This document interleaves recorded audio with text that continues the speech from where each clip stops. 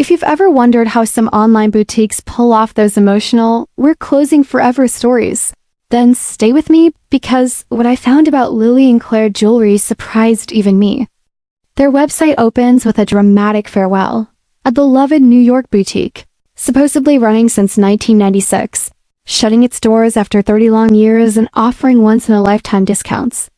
The testimonials feel heartfelt, the backstory sounds touching, and with claims of 10,000 happy customers, you'd almost think you've stumbled on a hidden gem of the internet.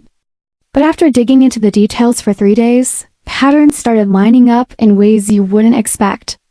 The first red flag was a 30-year legacy. It appears identically on multiple jewelry sites under different brand names, all using the same emotional script. Even the final closure announcements are copy-paste across domains that have nothing to do with Lily and Claire. Then there's the pricing.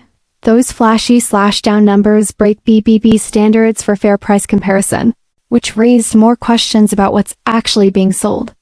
That led me to a network the BBB has flagged before, operating under names like Claire Jewelry, Cecily Boutique, and Artisan Weekly, all sharing eerily similar designs, stories, and marketing. And while the site presents itself as a New York-based boutique, tracking data shows products shipping from China, often arriving with inconsistent quality.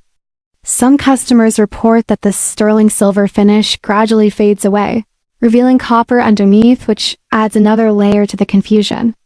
So in this video, I'm laying out exactly what I discovered, no judgments, just the results so you can decide for yourself whether Lily and Claire Jewelry is a heartfelt small business closing after decades, or part of something much bigger happening across the online jewelry world.